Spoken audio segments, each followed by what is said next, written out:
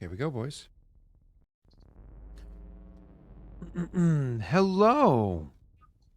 For a second, I thought that was cryptic, but no, it is crypt. This'll keep.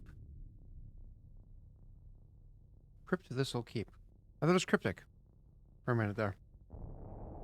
Who I'm going to be meeting in person for the first time in just over a month.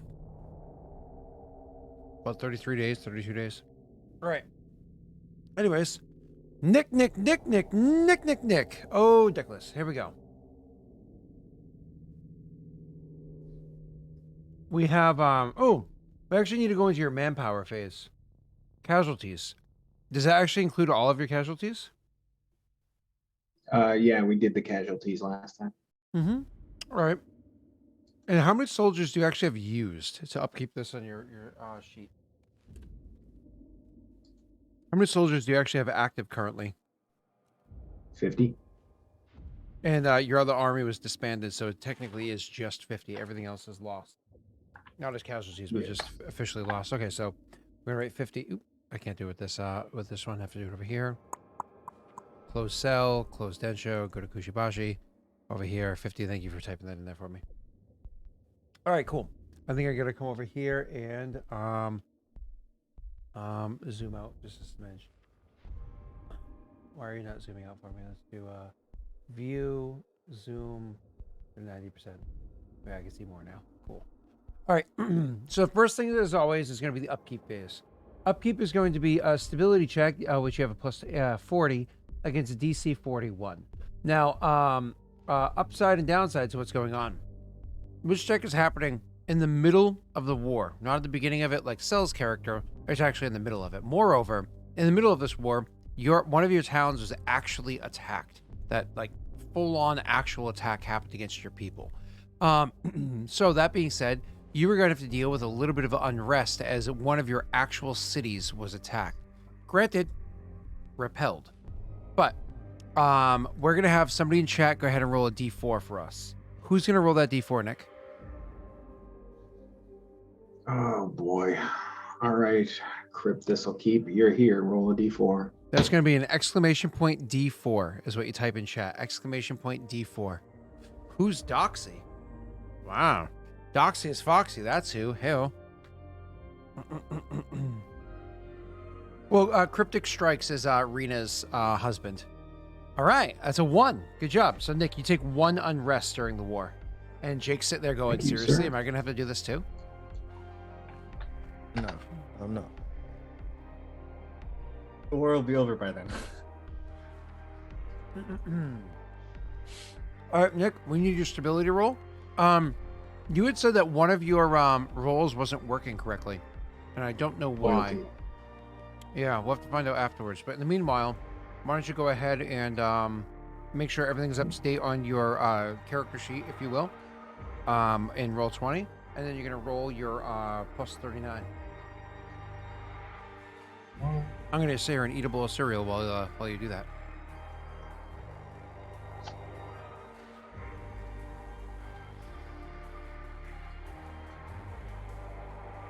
Stability.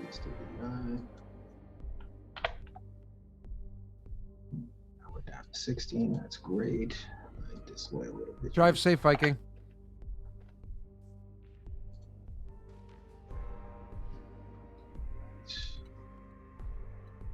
And then which one was the first one? Hey, Viking. Upkeep? When you get to Jake's house, don't forget to wave and lean in and wave in camera.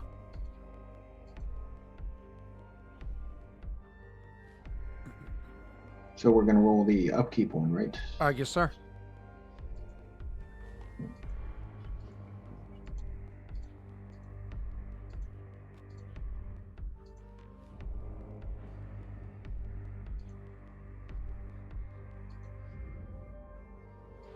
Captain Crunch is not good.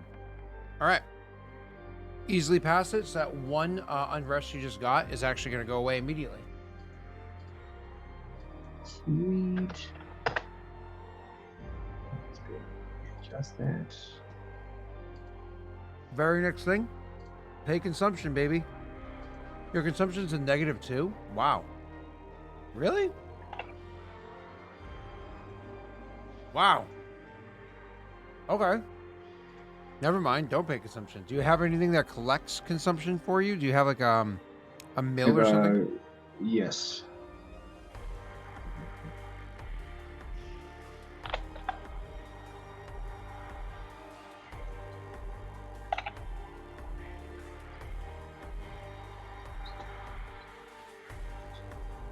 It's 38. It's back up to 17. This is cereal right here. It's disgusting. Cocoa Pebbles, mega size. Look at the size of this box. Look at that. Oh, focus.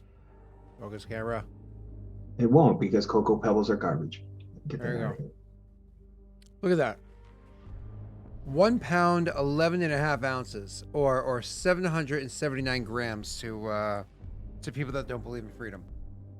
Damn right, Blue Phoenix. Fruity Pebbles are the best cereal. It's not even an argument.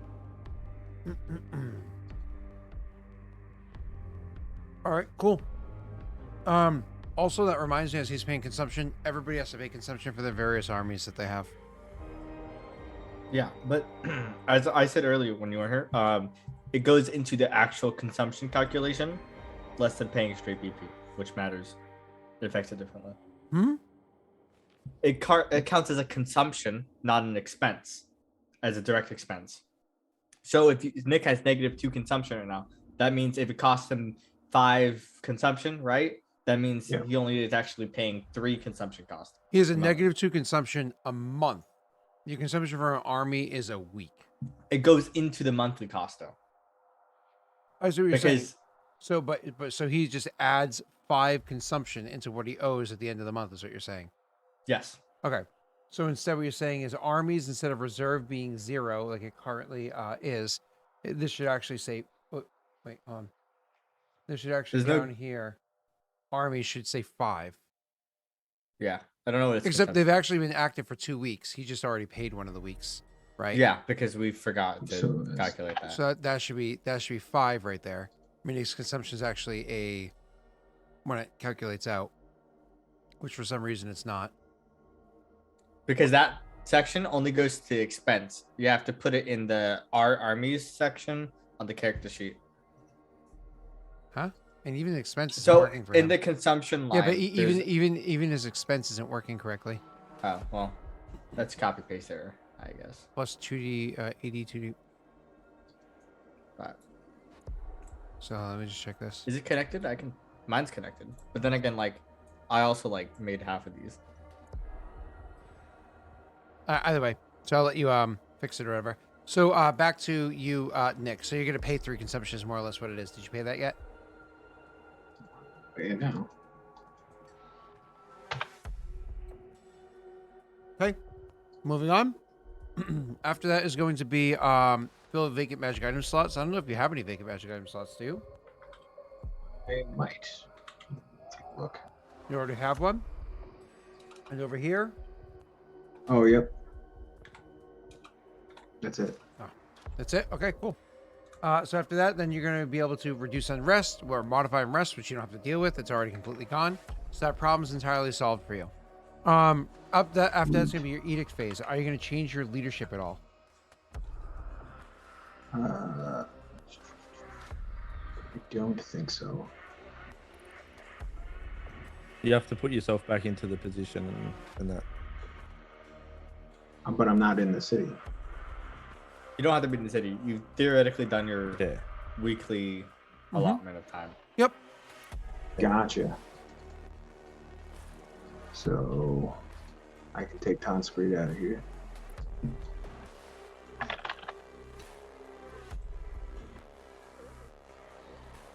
Secretaries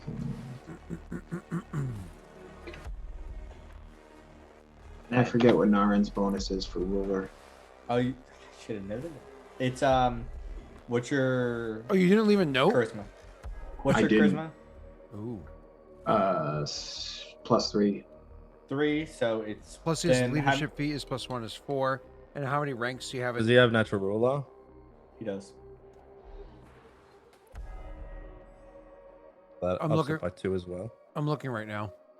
So, Mm, does the leadership leader? So, the way leadership is worded, it says you increase every stat you affect in a kingdom, right, by 1. Since you affect stability with natural rule, does that increase by 1? Based on how the wording goes. hold on 1 second. I'm reading.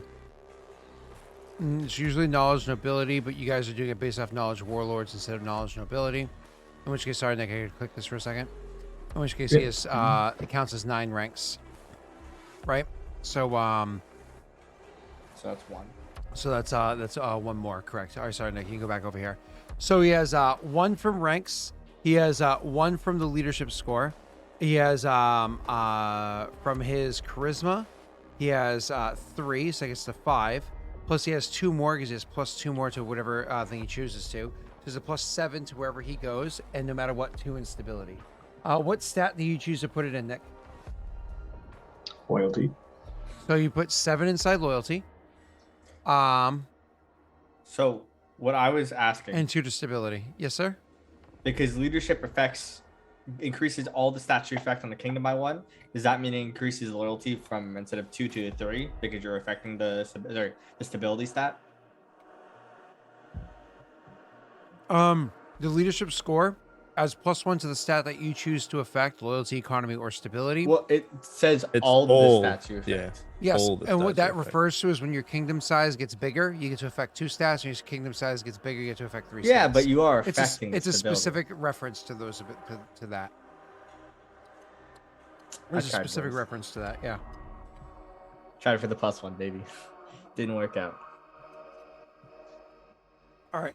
So Gotcha. Nick, All right. you sir are back inside that spot. Any other spots you need to move around?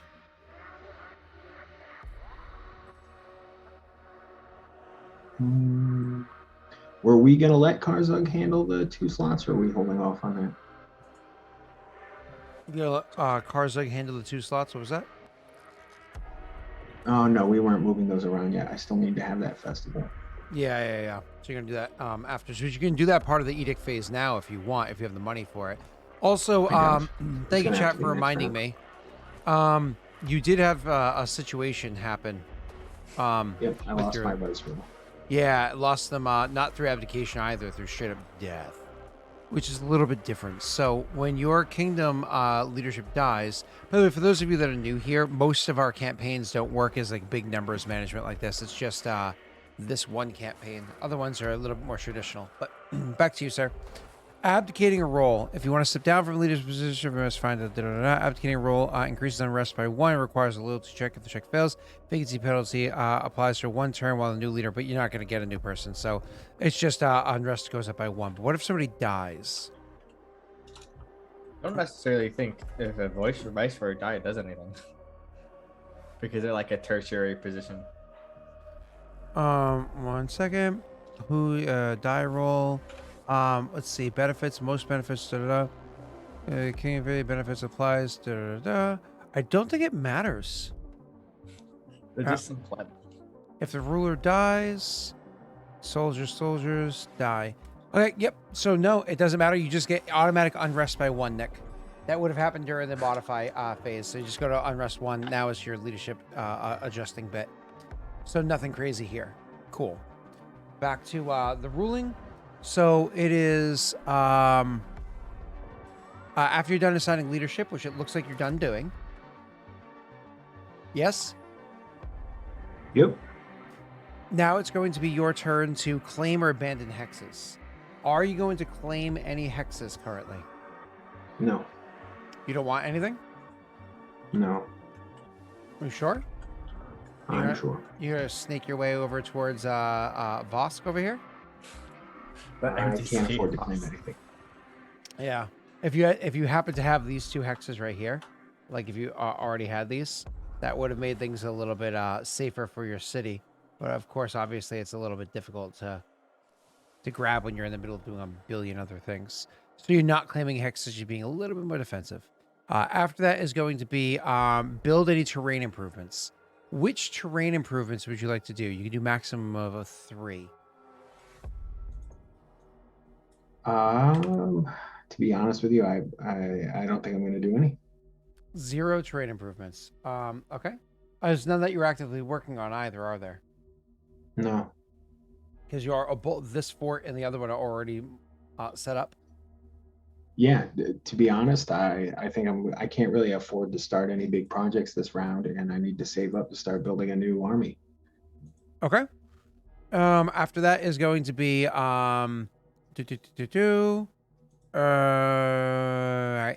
improvement edicts. So more or less, are you going to build anything inside of your settlement? I believe some stuff you're currently already in the middle of. So town 1, anything you're currently building in here? No, but we'll see if you were going to in town 2, which is Shinrotar. You're not actively building anything here either. No, we finished everything up. So you're not going to actively start anything. Same thing that you said before. Cool. Can't. Creating armies. This is what you were talking about beforehand. Do you want to actually start working to create a new army for what's her name? Yes. So we have the 20 commatory already. So how would that affect creating a new Awesome. army? So if you look at Ultimate Battle, the important thing to note when you go to Ultimate Battle, the that book, you're gonna want to go to page, or I say PDF page 17. PDF page 17. The actual book page is 12. That tells you the different army sizes that are there. Okay, and that tells you the ACR or Army Challenge rating. Based off the CR of the creatures in question. So correct me if I'm wrong, but we consistently use CR of 1, correct? CR of 1, yeah, because theoretically, if we're raising army, we're training them as level 2 fighters. So Nick, if you are raising a group, you're going to be looking at ACR, that far right hand side modifier there. So the smallest you're going to raise, because you're working with CR of 1 creatures. You're going to be going with a squad. That's the smallest you could possibly do. Now, as for raising that army, give me one moment. Get the rules down here. For raising that army, I think it's half ACR, right? And No. Hold on. They have to train for a month. Hold on. We're just trying to get to the goddamn page. Here, recruiting. Here we go. So for recruiting an army, it is not standard rules anymore. It's going to be the modified rules. So now we're no longer using the basic standard ones for doing this. You're now using the ultimate rulership rules, using the edict to be able to do this. So ultimate rulership is not this book. It's this one right here. Well, so it's an ultimate battle. Sorry, to be clear. You were in Ultimate Battle, but Ultimate Battle, if you read what it says there, Cell, it references Ultimate Rulership rules. Using the recruitment edict from Ultimate Rulership, you can achieve a more granular and more realistic pattern of recruitment and boiling down to the act of recruiting an army. Instead, you can have your kingdom engage in nationwide recruitment, making 1 loyalty check per day. Adding its infamy modifier, an additional bonus equal to a number of BP it spends in recruitment. Your kingdom must spend at least 1 BP each day it recruits, but it's not required to recruit every day of the month. Each day that you succeed your loyalty check, you check 1d6 soldiers per BP spent, plus an additional 2d6 soldiers per barracks and fort, and 46 per castle and garrison. If you roll a natural 20, you attract the maximum number of soldiers that day. A failed check means that the minimum number of soldiers arrive, or none if you roll the natural 1 on the check. You may choose to recruit elites rather than ordinary soldiers, assuming you have any prerequisites of building, blah, blah, blah. However, each does 1/4 a normal amount. What's up, sir? I wanted to do this in time with my, as part of my edict with Karza. I wanted to have a big festival and recruit for the war. Is that something we can do, or do I have to keep it separate? You can absolutely do those at the same time. I don't think you can afford to do both this month, though, can you? No, I might have to. Because how much was that festival? I have no idea. I haven't even looked. And you're probably not going to do that during the same month that you have a war happening. So it's probably going to have to be next month. But to finish up what we're talking about here, Nick, let's say, for instance, you're like, I want to recruit an army. I want to spend 2 BP. Okay? That means if you make a loyalty check and you succeed, you automatically recruit 2d6 BP. Plus, how many barracks and forts do you have? And how many garrisons do you have? I have 1 barracks and 1 garrison. So, to be clear, your garrison is here, and where's your barracks? At the other location? It's in my other town. So, because you have 1 barracks and 1 garrison, that means you get to attract 4d6, 8d6 plus 2d6. So, 8 and 2 is 10. You get to attract 14d6 in 1 day.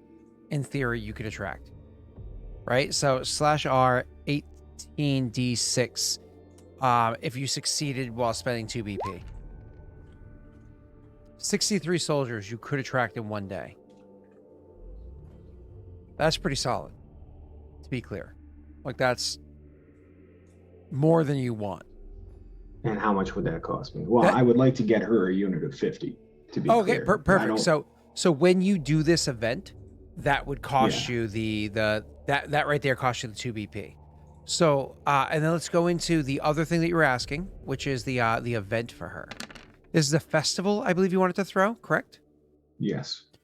So festivals are blah, blah, blah. So festivals require a great deal of resource to pull off. A festival costs 1d2 BP if held at a landmark in the countryside, 1d4 if held in a village, 1d8 if held in a town, 2d6 if held in a city, district or whatever. So I believe you would hold it in your primary location, right? Which is a town? Yep. So that would cost 1d8 BP. You want to go ahead and roll me a d8? Sure. Get out of here.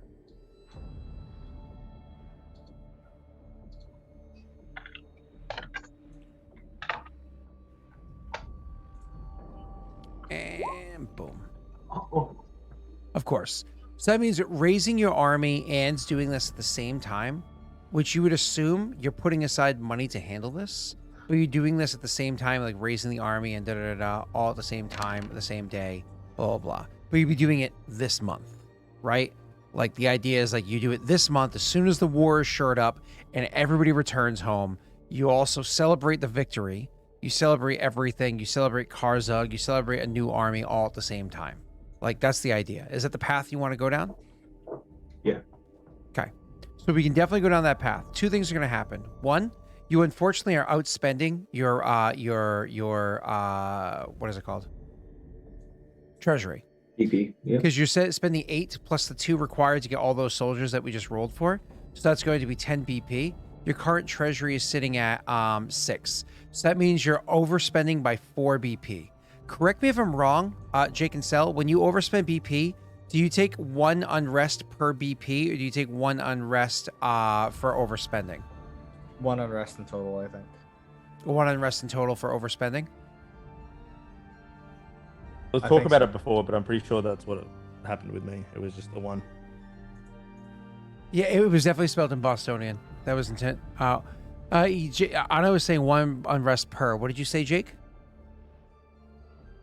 We had this conversation, I think, when I overspent once before, and I'm pretty sure I only had to pay the 1. It happened in Valorant. That's what he's saying. So let's see if we can find a ruling on this one, just so we know for a fact before we move on. So I think theoretically you can't spend more than you have in the rules. I don't think it's like a thing. If your treasury is negative after paying consumption, unrest increases by 2. That's a flat unrest increases by 2. Yep. Then yeah. Okay, yep. So unrest just increases by 2, Nick. That's what you just automatically take because you are increasing your unrest by 2 because you overspent. So your unrest goes to a 3. Now, another thing is going to happen. You're going to have to roll a loyalty check to actually get those soldiers that I just rolled for, right? So that loyalty check is going to be a 21 against a 41 is what you're rolling. However, I'm actually going to be nice in this because you're literally doing this at the same time as the ceremony and everything that's happening as this festival. So that festival is supposed to give you all sorts of benefits. So 1 second, benefit. A festival celebrated at a landmark at the countryside increases landmarks bonus to loyalty by 1 for a year. Festivals celebrated in cities and towns that have the following effects. If it's a civic festival, a religious festival, or a religious festival. Are you doing a civic festival or a religious one? I guess a civic one. Civic is Civic, located traditions, events, heroes, including athletic, requiring a tavern, a town, or a theater requires a arena as a city landmark.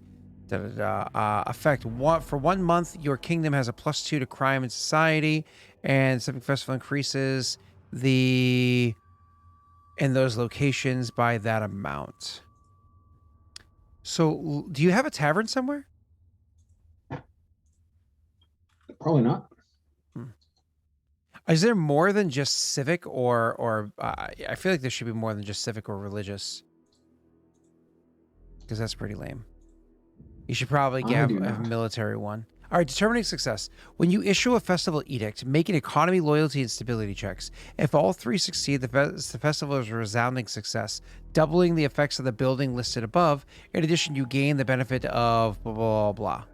If 2, so you need a roll to see if this is going to be successful for your festival, Nick. It needs to take place at a specific location. Because we're doing this as a militaristic thing, we can choose the location afterwards as what makes sense, and I'm fine with doing that. But I think we kind of need to, even though we're issuing this edict now, we're issuing it now to take place this upcoming month, right? I'm actually fine with you not rolling this until after the actual war is over. That way you pay your costs now, take your penalties now, but we'll roll for it after it's over so you can decide what location we think is best. But the cool thing is, so long as I approve the location, when you succeed, you get double the benefits of whatever that location provides for you for, I think it says a year, for a period of time, whatever it is. Cool. That's good. Sure. So let's not actually roll for your festival until you're actually going to make it happen, because we need to see what the current state of your nation is at the time.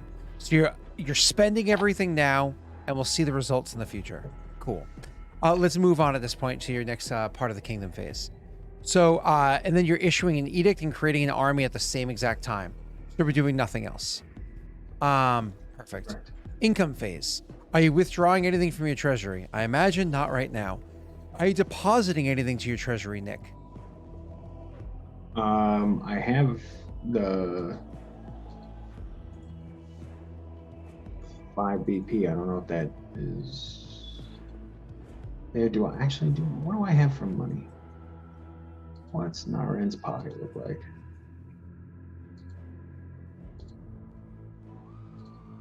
Where's my character sheet? Why are you not popping up? There we are.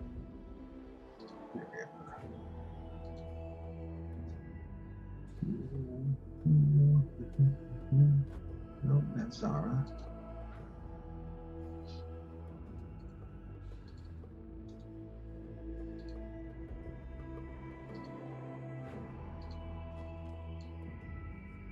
Strange. Can So you, Jake, new variant. Is your country going back on lockdown? No, I don't think so.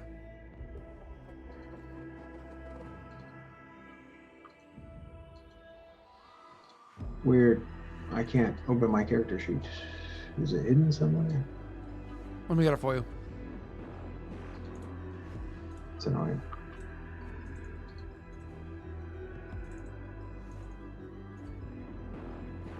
There you go.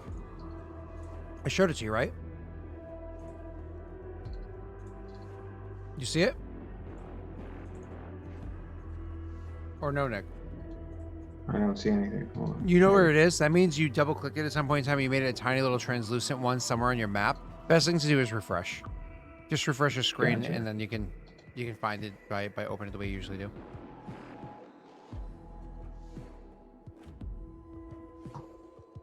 Annoying. There we go. Jake's gonna have 6 weeks to lock down with his children again. Jake's gonna get Rona point out. That's not happening. We're not going back into lockdown.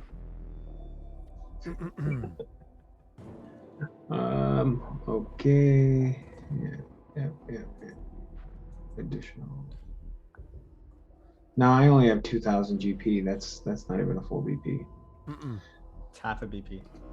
Yeah. So.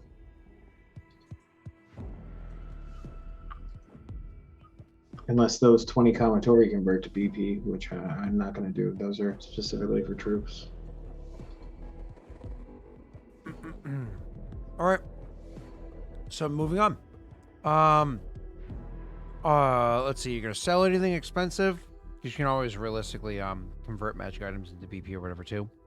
And lastly, collect taxes. I'll collect taxes. I just gotta adjust for unrest, right? Luck first. Luck first.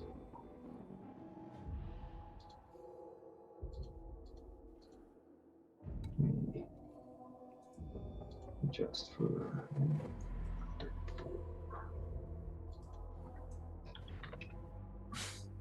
I think Scott was just determined to give me unrest. Hey, don't worry. All right. I know how it feels, Nick. Don't wave it off. I got 7 unrest in one kingdom.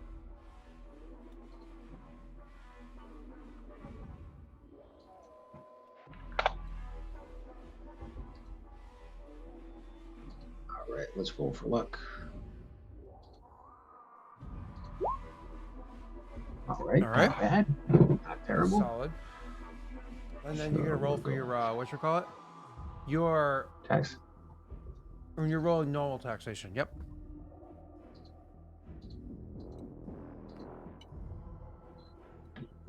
Three. Submit.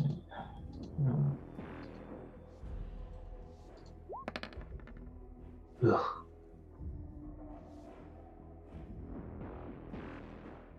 I'm surprised you didn't switch to like heavy taxes for the time of war. Yep, and that would have caused more unrest, and then All right. I don't need my loyalty to drop. Did you add your modifier at the end too? Because does Kushibashi generate BP? You have bonus BP 5. Oh, I didn't add that in, so that's 20. 20. Okay. Uh-oh. Technically speaking, Joey's gonna make you re-roll. Why is he rolling? If the modifier is not correct, Joey wants you to re-roll. So when it says extra BP or whatever it is, you're supposed to add the 5 in there. No, no. The extra BP has nothing to do with the roll. Mm-hmm. No, the extra BP doesn't affect the roll. It doesn't. It affects the 5. It makes it affects the 15, makes it a 20. Yeah, but 20 BP doesn't change the roll. I mean, I agree. It doesn't change the roll. But usually we re-roll everything. Every time. No, but that's not a roll. I mean, I don't know if you want a real Nick, but I feel like that's not what. I hope he rolls a 1. I really has nothing to do with the roll. But I hope he rolls a 1. I'm not getting prompt for the extra, adding the extra. I don't think you have it Whoa, in the thing. is it not in this one? Is that only in the other kingdom thing? Hold up, Nick. Yeah, get your facts straight, Scott. Yeah, it's not even in here, so you can't do it. Never mind. Don't worry about it. Good, because that would have ended poorly. Yep, you're good. Never mind. It's not even in this one. I have to get it from the other campaign. All right, so you have 20 BP, sir, added to your kingdom, which, by the way, was at -4, so that's actually only 16 BP.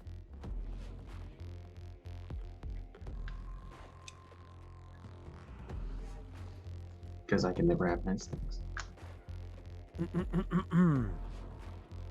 All right. That's all right. Green's gonna send me a plague anyway. Next round. Next round. Oh, don't worry. I have something coming your way. Are you prepared for it? Oh God. Let's go. So is that a guess? You're ready for it? Because I'm actually not gonna give it to you until next month, so you don't have to worry quite just yet. Nice. All right. Let's see. I have this one right here. But I needed to make sure that this was yes. Because this is already done. Here we go. This is unfortunate timing for this. But nonetheless, Kushibashi, it is told to you during the period of time that you were stopped by your clan, that you had shortly after you left your clan while you were leading to go and meet up with the others on the battlefield. This is said to you as you're going to meet up with them by Vosk. You were told, where the hell was I? That a famous warrior by the name of Gunther of Clan Karsten, also called the Battleborn, has been passing through the lands. Tales say that he was born in the midst of battle and has been fighting ever since. He has been recruiting strong warriors to embark upon a glorious quest that will take some months to complete. He promises glory and riches to the ones who come with him. The trials will be hard, and some may not come back, but it is something he is willing to risk. You have a couple of people would speak to you about this one, because again, you would actually have access to your people during this short period of time. First of all, when you speak to Karzug, who is your general, she would tell you, yes, I've heard of this man. Well, beast is more what I'd call him. He has been at it for a few decades. Granted, he is getting old, but experience does wonders to survival chances. Experience that a lot of our young soldiers are lacking, I have to say. I say we send some of our warriors to aid him.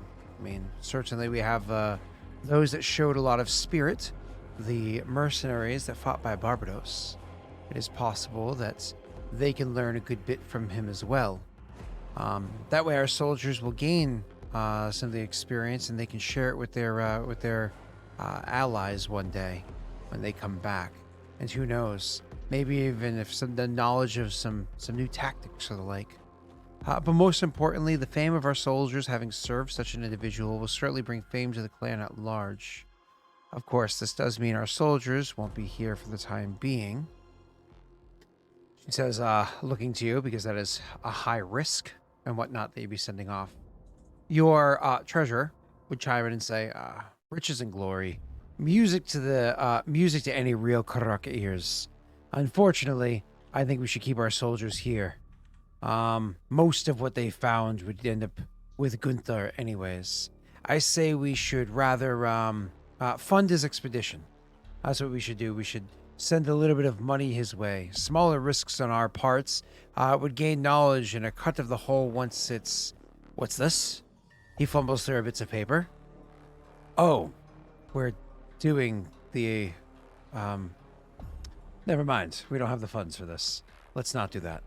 And he just kind of shuffles through some papers and decides not to finish his whole point because there is no money to that way.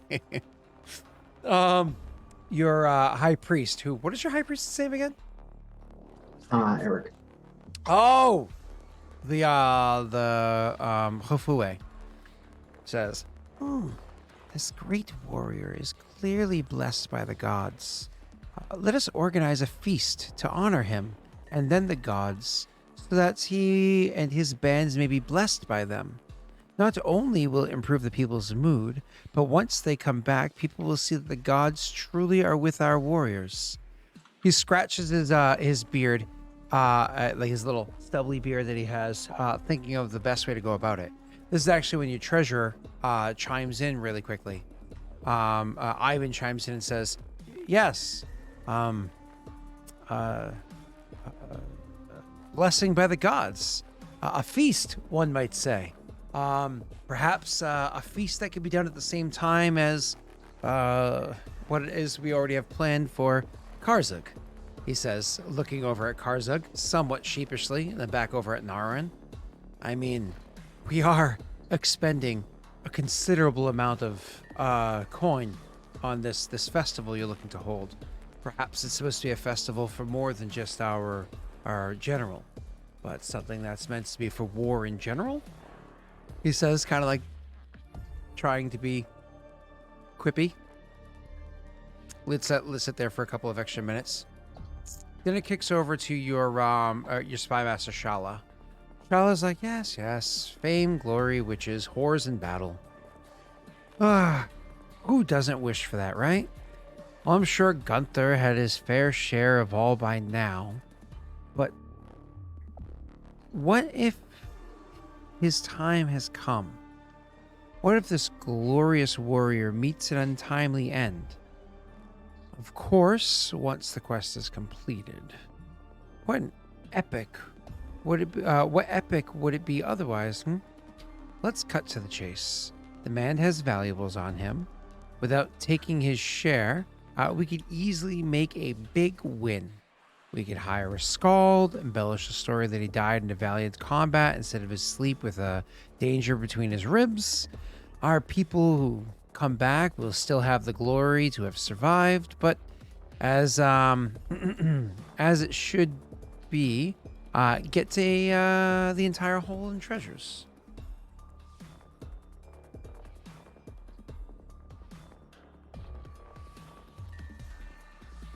Wow.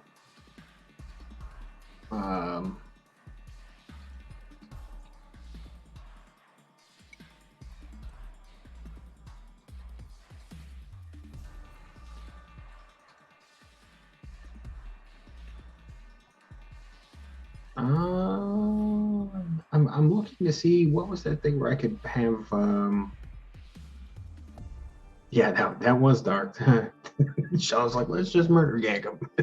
Take all this stuff. Yeah, playing jungle. Yeah, she went from spy master to master assassin. I mean, honestly, in front of the people that are there, she would say in front of those three people. The most disparaging one out of the group of them would probably be Eric. She'd be like, "Whoa, the fuck." Yeah, I'm trying. Rosin. I'm gonna give Nick a second to think. I'm just gonna throw the milk in the fridge right here. 1 second. I'm gonna go with Karzugs, even though it's higher risk.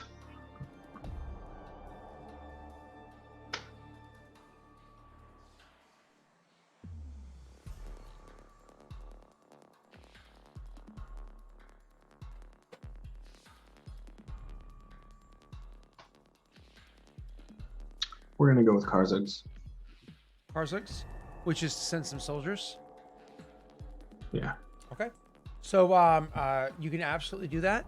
For this, it is a loyalty type event. The good news is, so the loyalty event is to get the people to actually go on the mission, but they will not return for a period of time that I will not disclose to you. So it being a loyalty event, it being Karzug, option. We're gonna go over here. Karzug rolls normally with a +3. Loyalty currently offers a -4 to you, so you're rolling with a -1 total. Nick, this is the challenging event, which is a DC 16 with a total modifier of -1. Oh, that's rough. So Do you have any Winifreds left? I can't give him mine, can I? I don't think I used my one I had.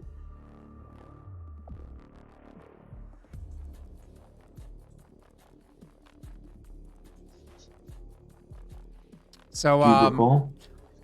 I it's in your notes, buddy. I mean, I think you Yeah, used it. did you note it down anyway? I think you used it last week. But either way, it's I did. it's a -1 against a DC 16. That's oh boy. I mean, this is what happens when loyalty sucks, man. How bad is your loyalty? That you have a It's -4. bad. Wow. It's bad. That's really bad Oh, loyalty, so- Nick. Somebody just stacked on the on risk too. That's good. Oh I don't- man. He used 2, got 1 Like- back. Oh yeah, he's probably correct. So likely you have 1. You want to use it to have a +4 against DC Yeah. 16? That puts the odds way greater in your favor.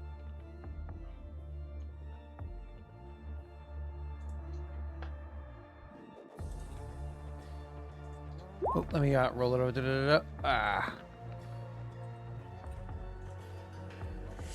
Ooh, that's bad. Roll luck. They don't. Hopefully don't. Luck won't It's do a anything. 16. It won't help. I don't think. It won't. If he It has gets to to a be over 10, by. if he Yeah. rolls a 4, no, if he Oh. rolls a 3 or a 4, it makes it so it's Do not a it. critical failure. There Okay. you go. So nothing bad happens. It's just you fail to take advantage of the situation. You don't get any soldiers that are willing to go marching into this this thing. Unfortunately, you are not able to benefit from the opportunity. But nothing bad, no penalties or anything happened because this is an opportunity, not a problem. So sorry, Nick. It's just unfortunately passed. All right. Give me 1 second before we do your next situation. Always getting the loyalty ones. Well, it's fun doing loyalty. You know what I mean? Like, True. Loyalty's fun. it is fun doing loyalty because it's December. Okay, and where's this one over here? 1 second. This is double checking this one here. Okay, cool. This one is for Kushibashi. You actually also hear word from your peoples that one of your farms, where is it? So the farms just beyond the northern roads. This is this farm over here. I'm pinging on the map right now. Yep. One of your farms just beyond the North Road and near to Eldamar border has been reported strange roaring at night nearby. Some scouts went to investigate one night. These are some of the scouts that happen to be in the area from your keep that's just to the east of it, right? Not your keep, sorry, your watchtower just to the east of it. Some scouts went to investigate one night and didn't return by morning. More scouts were sent and found the remains of what seemed to be a skirmish between the scouts of Kushibashi, some scouts of Wolfmar, and some unidentified third party bearing no insignia, only rags and fierce wounds. The third party seems to be in the middle of the confrontation for the remains, and while they didn't seem to have weapons, there were a lot of gruesome wounds on those that fell next to them. A few of the scouts on both sides were still on death's door, their last breaths and the clear dragging marks and a few missing scouts among the number have given us new concerns. The third party took a small number of scouts from both sides away while they were still alive. That is some rough shit, sir. Your general, she in theory could work on this as well because she's not actually engaged in the war.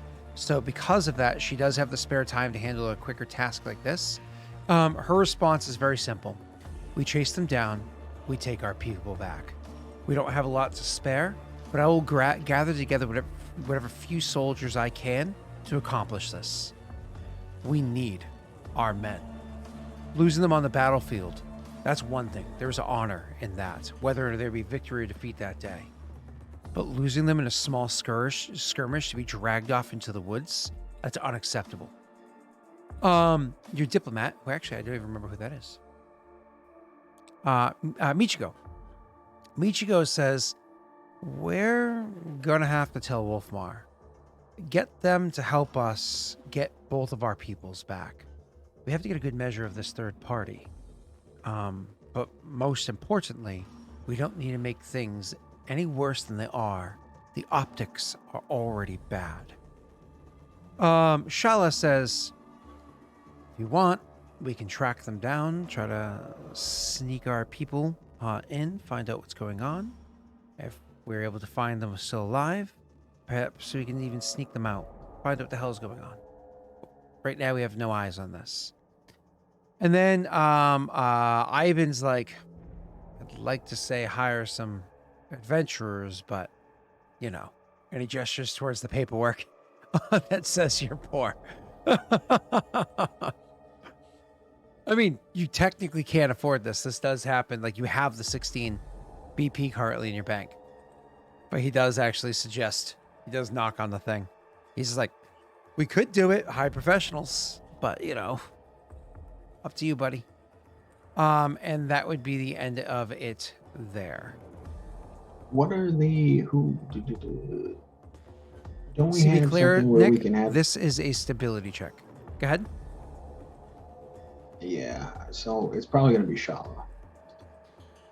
Okay. But I thought there was a special ability that we had to pick the best option. Yes, you can ask Good an NPC in character, and you more or less the DM can't lie, fluff, or anything. I can just give you the best results possible.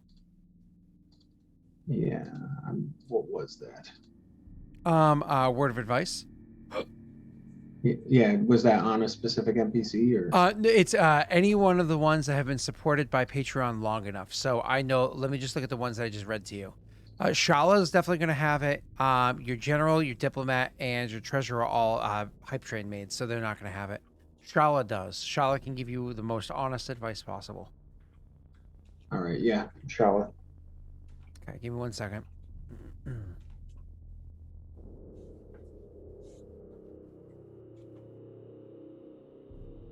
Just seeing if she would actually vote for herself or would vote for somebody else.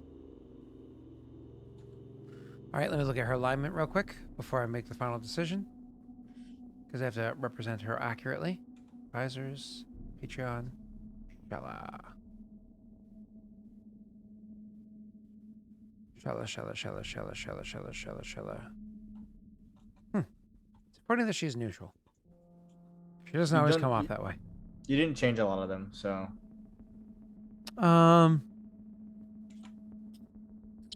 Just means she's willing to do what needs to be done. Good or bad. Okay. So we're going to use piece of advice from Shala. Change that to used. Okay. You look at Shala and you more or less just say, Shala, honestly, what do you think we should do? And Shala thinks for a few moments and says, Warlord, I would love to punish anybody who hurts our clan's members, our clansmen, just as much as anybody else at this table. But honestly, rips, tears, no weapons, rags, unknown, dragged into the woods. Does this sound like stories that we've heard before? I think it's important we know what it is we're dealing with. Because sending soldiers in there without the correct equipment, as some legends would suggest, sounds like we're sending soldiers into the mouth of the beast. Besides, knowing things doesn't just mean you know how to defeat them with the right blade. Perhaps, and she says looking over at Michigo, it's how to talk to them too. I say we get eyes on this. I say we find out who it is, what it is we're dealing with, and the best course of action to take next. What is currently a threat could potentially be an ally, like what you're trying to do in the north, Warlord. Agreed. Get eyes on it. She nods. It's a stability check, as I've already stated. She has normally Shala. She's good at misinformation. Unfortunately, it doesn't help you in this situation. So she has a +5. Stability gives you a 0 modifier. So unless you're modifying in any way, you have a +5. You did not get any Winifred's wisdoms, to be clear. So you have a +5. Her check is hard, which is a DC 20. Ouch. Listen, the easiest amongst them, the easier options were challenging. Hers may be hard, but ooh, I did not get to see what you rolled. Oh boy. Nick, you gotta stop rolling like Nick. Oh. No. Now you have to try to luck that once again to not fail.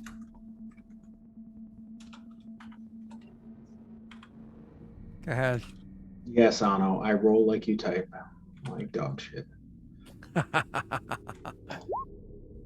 And I Flex 0. I prompted you for that because it was fun for me. That was a critical failure. Once more with feeling. Oh boy. That was a So all of the men that you sent have also disappeared. That was a critical failure. Oh,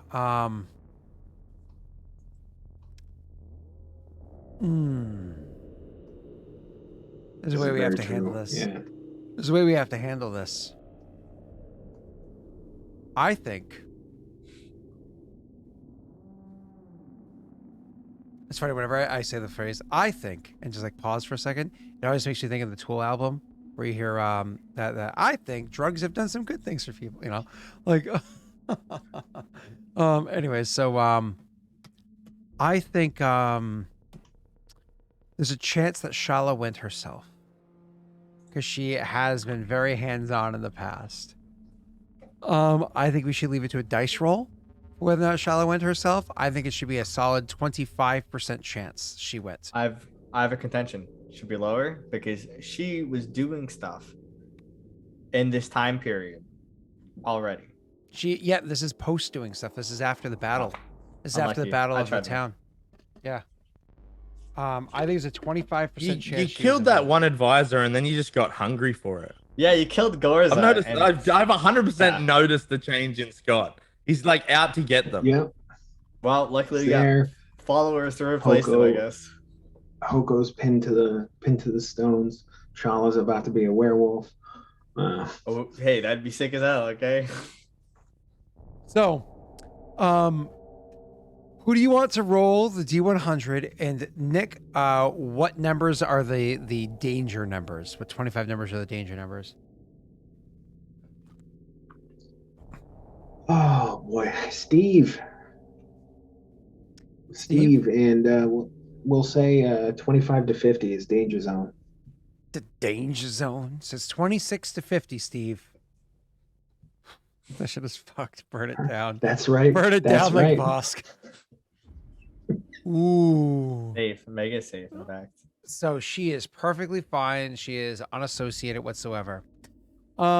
Because she sent in some scouts to go handle this. Could we also get Steve to roll me an exploding D4? Steve, I need an exploding D4. Nope, just 2. Nick, add 2 to your casualties list. Oh, okay. So was you scared for lost a moment. 2 scouts. You didn't just lose 2 scouts though, Nick. You provoked these beasts. Whatever they are, you unfortunately provoked them. 1 second as I look up the rules for this provocation. 1 second. Let me go over to events. Oh God, it's just there's furry action now all over my northern border. You are truly the fairy. How does it feel, Nick? Fury of the furries. Is that what this event was called? Unfortunately, your armies are elsewhere, so you can't personally handle this. You have to handle this with a stability check. Give me 1 second. It's not defeated this turn.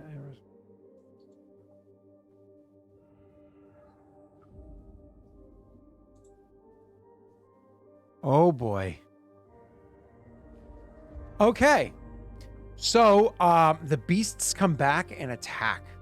They actually come back and attack your people for what it was that you had done. They retaliate against your people in the area that is kind of closest to it, the area where it took place, which is this hex right here, that farm hex that we discussed beforehand.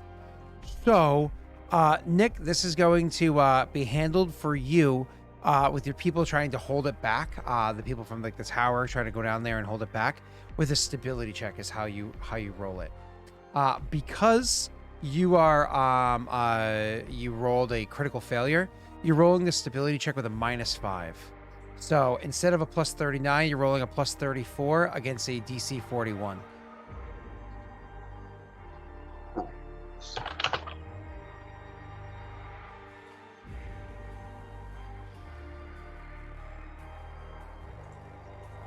Oh boy. Oh, Finally. oh God. I was scared for a second there. All right, I believe it's very simple. I believe if you defeat it once, you overcame the problem.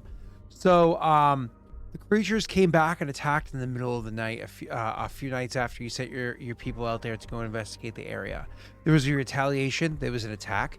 The attack, unfortunately, did affect your people. It did harm your people, but you were able to hold it at bay. The monsters, whatever they were, the beasts, the creatures, the people, whatever they are, they did not overtake your lands. They did not overtake them. However, because they did attack as viciously as they did, your unrest goes up by 1 instead of going up by 4 and losing the hex. So your unrest just goes up by 1. Yay! Could have been worse. I mean, that critical failure lost him a couple casualties, automatically did an unrest, and triggered an automatic event. Actually wasn't as bad as it could have been. Could have lost Shala, could have lost all sorts of other stuff, so on and so forth. That's good news. All right, are you ready for your next event, Nick? Yep. Are you sure? No. Poor Nick sounds so defeated. Should we save some events for next time? No. Get them out now. Let's- It's Just pull it. I'm making. I like it real thick and juicy. Just make it. Oh boy. I think actually, hold on. I know I have one more I wanted to do. Yeah, this other one I did not want to do yet. I'm gonna hold. And then I still have to that roll. one. Oh wait, hold up. Oh wait. Actually, I think I do want to do this one.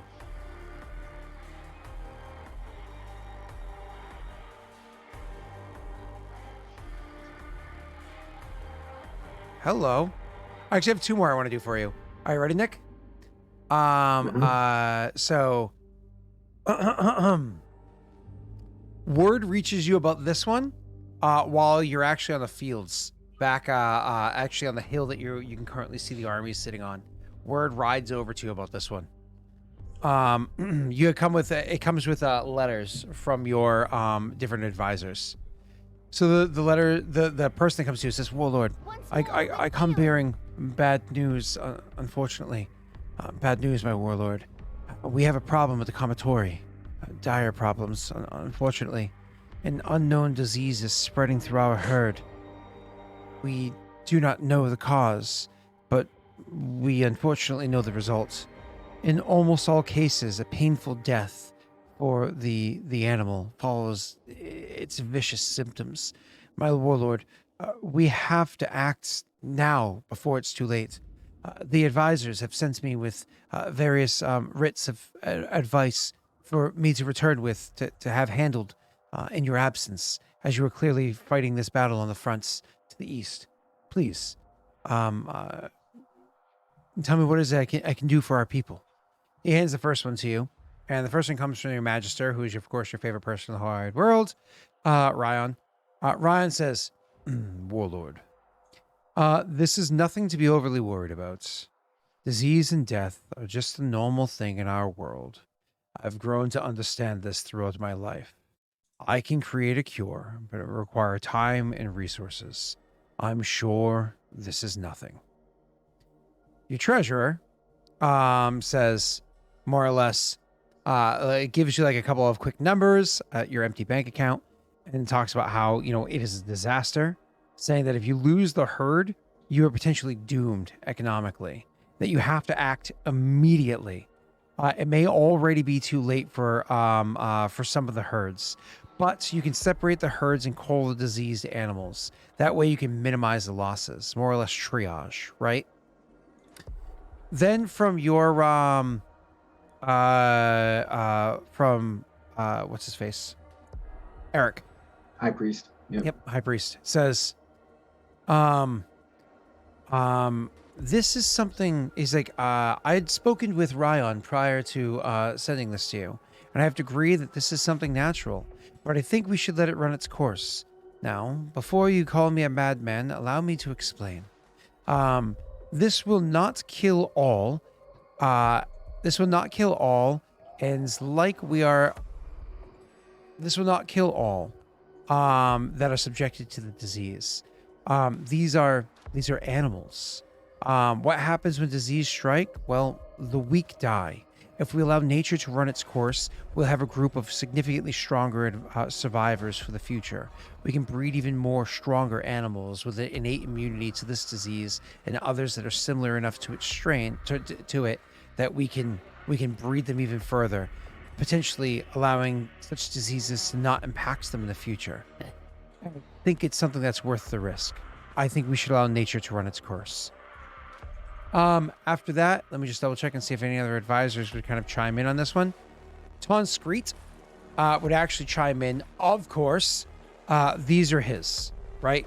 So Tonscreet is unfortunately emotionally invested, even though he understands when death need be happened, so on and so forth. Tonscreet would tell you straight out, would say, in your absence, Warlord, I took the... no, Tonscreet's with you, actually. He actually physically with you. You called him to your side. Remember that? So as you're kind of like going over these things, he can actually have a word with you. So as you turn to Tonscreet to get his advice, he'd turn back to you and say, Warlord, I'm not there to see exactly what's happening to the Commatory. But if this continues to spread and this battles continue to go on, this could be devastating.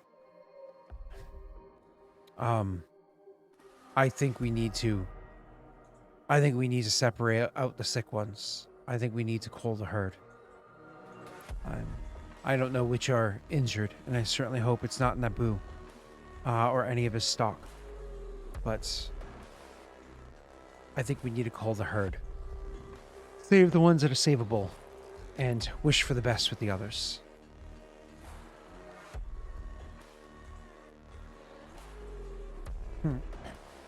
Shala would have sent a message as well, but it would have been it has a certain seal on it. Whenever Shala has a message for you that's meant to be read privately, it has a slightly different seal than when they're meant to be read publicly. Shala's seal says, Warlord, it's unfortunate what's happening to our Commatory. Sacred beasts in all of our lands, but certainly amongst the warriors of Kushibashi. However, I've spoken with Ryan and spoken with the riders. I've watched, I've observed, and come to realize something. The Commatory, they are sick, they are dying. This is unfortunate, and a decision needs to be made. But only the Commatory are affected. Whatever this plague is, it does not affect the riders. And so, for this, I see an opportunity. These Commatory, they could be ridden, albeit gently, as they are a bit weaker. Take them east. Perhaps we can find the red mongrel. Perhaps we can leave him a few prizes to integrate with his own herd.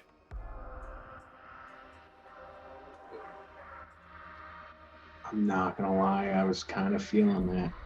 But Shala also is, coming off on a hard failure. And I will tell you that this check right here, you're going to hate to hear this response, Nick. Loyalty. It's actually supposed to be an economy check, but because you're asking soldiers to more or less ride into the maw of, your enemy, it's going to have to be a loyalty check. You're asking them to take diseased Commatory into your enemy's lines. That's I'll tell you what the DC is. Give me 1 second. It's a challenging DC, and for that one, it'd be loyalty. Oh.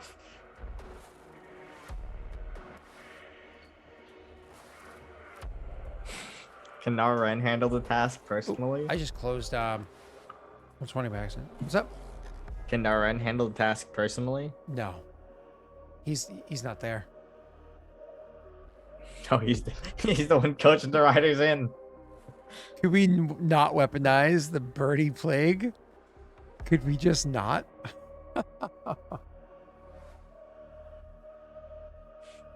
This is when you tune Yeah. off. Tune off. I the really episode. want to, but I'm gonna go with Ryan's suggestion and just Ah. and let it run its course. Not Xylamos. Hold on.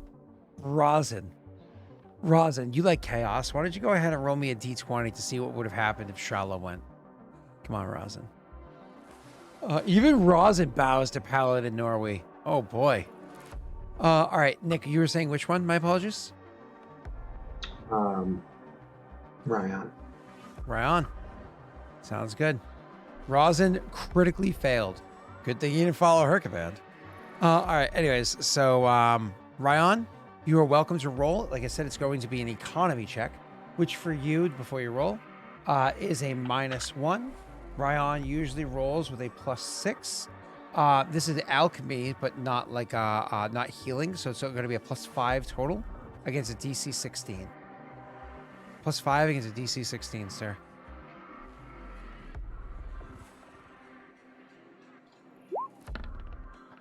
Ooh. All right. That is you're up by 6. Do you want to critically succeed? You deserve I it. would, but I'm guessing it's empty. Whoa. Hey, hold up.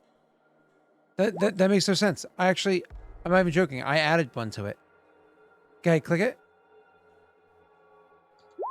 There you go. Oh. Yeah, that one actually got added in there, but I think it's because I went to add it in there and actually closed the tab at that time. That's why I said, I closed it by accident. So yep, you actually critically succeed on this one. That's really good. So your critically succeeding does something awesome. Not only does it completely effectively nullify the penalty of what this is here, but you're actually able to make an extremely effective cure, one that can actually be sold at profit to other commatory kind of like holding, using, whatever it is, clans. So it's something that you can actually use for a temporary economic boom as this avian flu is the avian plague is running its course throughout the southern Kajinxi and potentially northern Kajinxi. We all know how. See? And now we spread the disease. Ah! Oh, nice. So you actually get a slight economic boom from this. And this economic boom is going to go like this. Somebody gets to roll an exploding D4 for you. Who's going to roll it? Just Come on, Paladin Green, roll that D4. Exploding D4, Green. Go right ahead.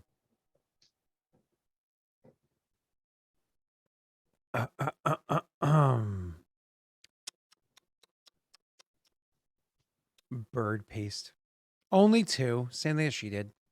Or he did, or whoever rolled before. So that means you add 2 BP to your thing for having succeeded. I will take it. Absolutely. All right. I think that finishes out that one. I have one more thing for you, Nick, before we finish you up, okay? Poor Jake Yeah. did very little aside from yell at Cell earlier. All right. Are you ready? This happened before you left. It was literally as you were going to leave your kingdom before to head out.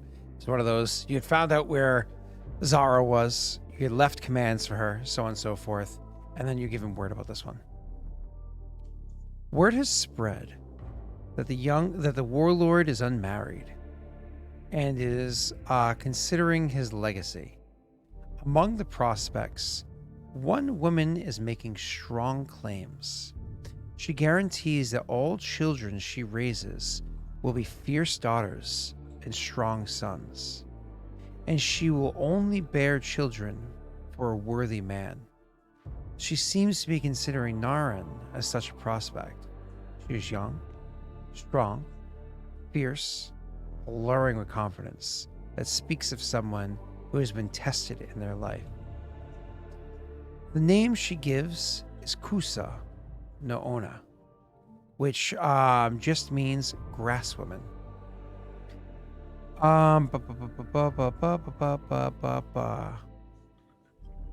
One second.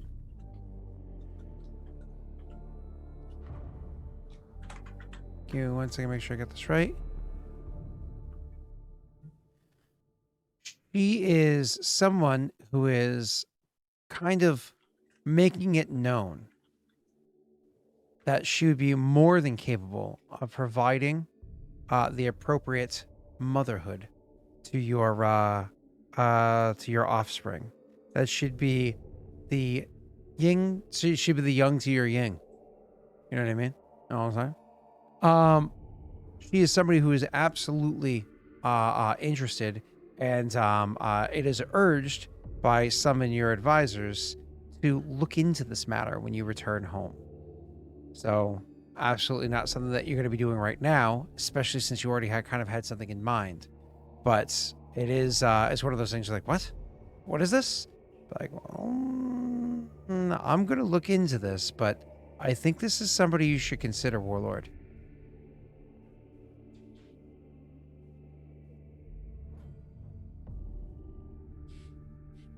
How does this Sure. an event?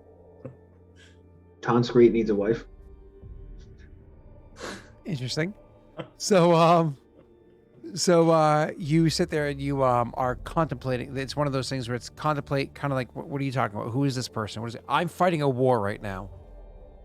Go to Match.com and read her profile for me, and something to certainly contemplate for when you return home. And we'll kind of like leave it at that for now, because obviously you're a little bit occupied at the moment, and so you'll come back and worry about such matters on your return, especially as you're preparing some sort of event.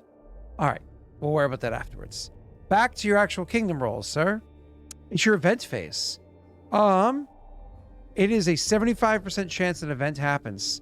Tell me what 25 numbers are safe, Nick. All right, we'll go with 25 to 50. 26 to 50 are the safe numbers. Who's 26 rolling? to 50, yeah. You're good. Who's Joey. rolling? Joey. Joey, roll anything but 26 to 50, please. Pretty please. We want a dangerous kingdom event. I want an earthquake, baby. I want a natural disaster. I need something devastating to happen. Help me out, baby. Help me out. Was there any other events that I wanted to have done? Look, that's enough events. We don't need any event stacking, Scott. True. Can Jake just get no events? Yes. Thank you, Snaga. All right, Nick, choose the next two people to roll a D100 unless you want to just stick with him. We'll go Phoenix and Steve. Phoenix, roll first. Steve, don't roll yet. Phoenix, roll first for me.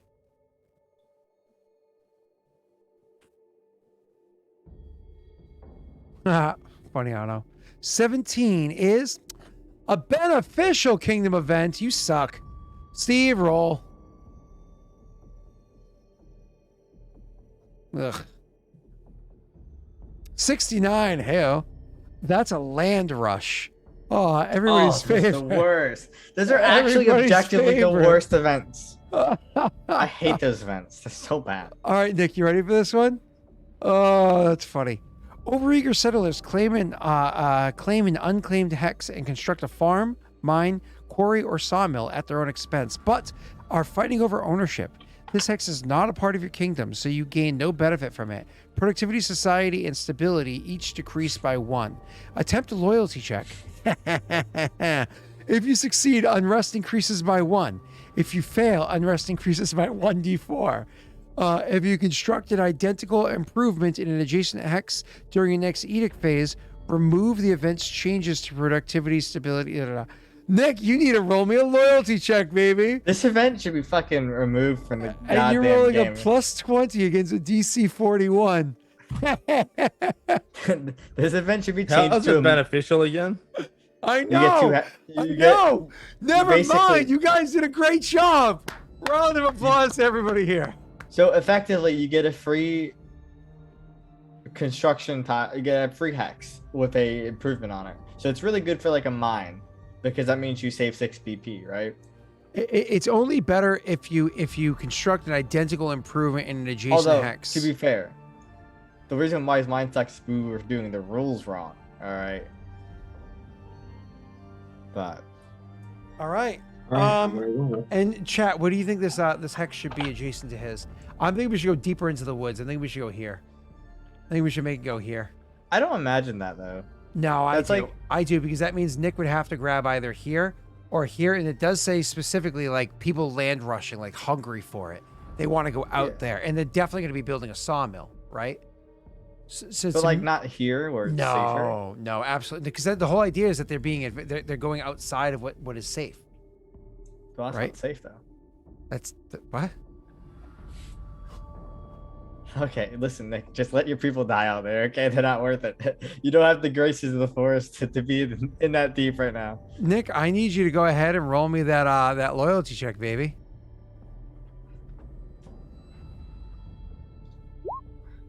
Oh my god. Oh my God. Okay, you actually have the ability. Hold on, which one was I grabbing? I was grabbing this one. Does You- that succeed? You actually, that's not supposed to be visible to you. Hold on one second. I would have to roll a No. 4 for it to succeed on a luck, which I Unlucky. don't even think there's anything in there. So, you, is there luck? Hold on, let me just check. Let me just count 1, 2, 3. It looks like there is no luck, and you would have to roll a 4 to succeed, which means you Well, fail. I'm liking this conversation in chat right here. what is it? There's 2 phoenixes in chat, that's true. He just said phoenix. And they Gotta both reroll the rolled. event. Who rolled first? Hold on. Well, Phoenix was Ashen Phoenix, No, there's the blue phoenix, alright? Didn't specify. and then Steve rolled afterwards. Blue Phoenix rolled after even Steve did, which was a 96. Let's just read something really quickly out of curiosity. No, this is not a good Out, idea. out of curiosity, 96 is actually a dangerous settlement event. So if it was that one, and then we followed up with a 69 for a dangerous settlement event, your dangerous settlement event would have been a sensational crime. Out of curiosity, a sensational crime is a serial killer, arsonist, or daring bandit. And this increases unrest and so on and so forth as well as Well, I think stealing it money is- from your treasury. So I think Well, you want an luckily Ashen it's not Phoenix, that one. right? Yeah. Yeah, that's what I thought. Good meme though. Good meme. Either way, so Did I stall enough time for anyone to drop luck in there? oh, it doesn't matter. No. That unfortunately the determination was already played out. So you need to choose somebody to roll a d4 for you, sir. All right, Snake, roll that D4. Snake, Man, huh? this has All been right. this month has sucked. Jake, get ready, okay? Jake's gonna crush it. I want him to. All right, we need someone to be the light, the shining light of our kingdom rules. Oh boy. If we ever get them on. Alright. We If will. we don't all die. Copium. Snake, not bad. That's tough. Copium. Snake, not bad. Legit. That was good. Copium. Well played. Us is boom. Is it no land rush? Land rush. So that just means that your unrest increases by 1, which is not bad. And then you also have to reduce your stability, productivity, and society by 1, which I'll take care of on your sheet for you. So make sure you understand it's temporary for now. -1 stability, and then productivity and society. Where are those? Productivity and society. So society is going to be a -1. And productivity. Where's your town? -1. Here we go.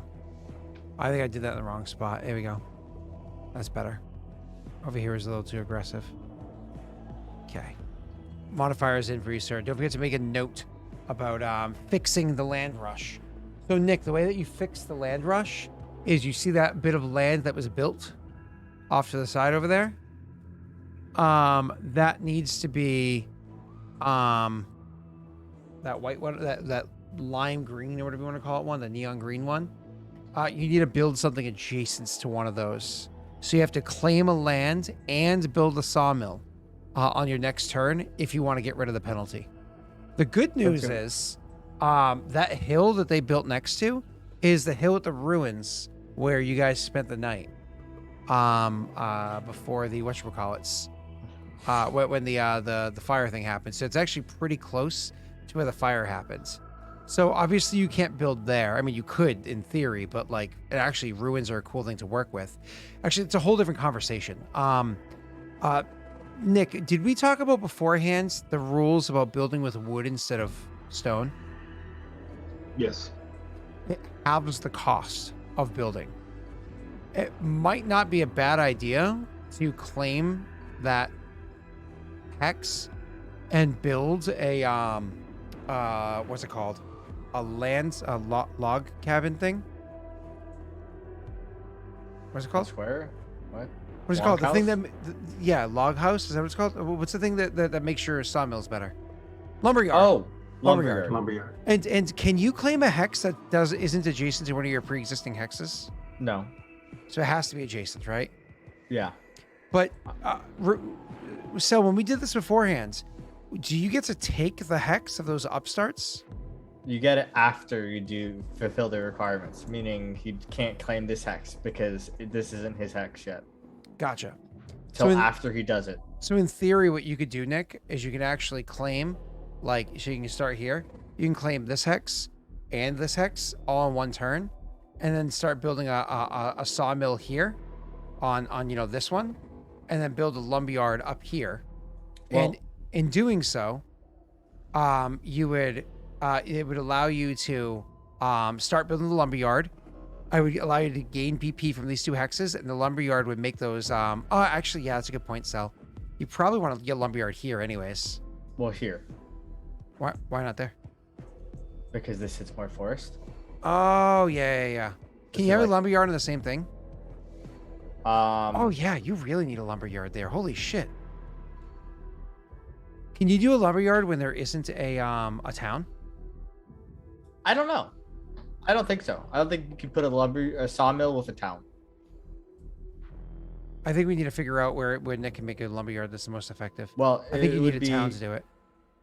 You do need a town. But theoretically, it would be like this hex. Well, I can't draw it, but I can't see all the hexes. but Yeah, we yeah. have this. But either way, Nick, so yeah, This- you're going to want to like a start hex like building this towards is the good. lumberyard because that's where all of a sudden your money shoots through the roof when you get a lumberyard. So either way, different conversation, different time. So, yeah, right here would be, yeah, either way. So that's something to think about, something for us to look into the rules of. Any other questions or anything? Or did we finish Nick's Kingdom rules? Yeah, that's it. I think we're good. Cool. So Jake, that means 10 days until your kingdom rolls. If you want to put a timer on as a note on your sheet, please. 10 days until kingdom rolls. All right. And you guys are gonna have to pay for your armies again because Nick's was 7 days, then armies, right? And then we did 3 more days after that. So you Well- guys want to mark Are we not counting a week, just 10 days? a week is 10 Making- days, a week is 7 days. Well, that's not technically true. All right, let's Yes, it gotta is. get to the nitty gritty. No, A week in our calendar is 7 days. But I'm saying because of how No. we're doing. Oh, a kingdom week in rolls, all if they- calendars so far, except for like a week by the way that the math is meant to work with the balance of the game is 7 days. Unless Well, you're I'm- playing in Faerun, in which case then Well, it's 10-day I'm- weeks. I'm saying it would make sense for 10 days because we do 10-day weeks for deciding our kingdom roles, right? Guys, you hear this? You hear this clown? I'm hear what he's trying to thinking do here? I think it makes more sense because then everything's on the same timeline instead of having our army dates incongruent with our weekly kingdom rolls. I hear what you're saying, but that just means that it sounds like we need to make the armies more expensive. Well, no, Compensate. because it equates because all kingdoms have the same effects now, so it's not like anyone's gaining any special benefit if we're all under the same rules. We should make a vote on this in chat. I'm just putting the logical point out. So We should make because a. otherwise- I'm not even joking. Over in the Warmonger spoilers, we should argue. No. This is important Yeah, because this actually I know. affects the other king making game that we have over in Valorant. So why don't we have this argument over in Warmonger spoilers? Should it be 10-day weeks for the sake of simplicity, or should it be 7-day weeks with 10-day rotation for the kingdom things? I think. I always make the best points. Okay, no one can argue against that. No. All right. Hey, so anyways, Scott, how many points have it made, Scott? That you've like You know 0. what? So that makes it. That's not even true. so I think we're done here. We need a poll for who gets the level 3 hype train. What are we gonna do with it? Also, I need to talk to Snake. Snake's the one that made Hoko, right?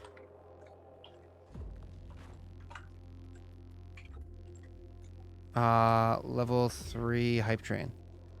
All right, we're Yeah. just doing this hype train, and we're gonna and we're also gonna bounce off Nick, Jake, and Cell. I got another long work day tomorrow. And tomorrow night we're decorating the tree. Yay! 1 minute poll. Go everybody, go. And I get to add luck to your pool, which is just it.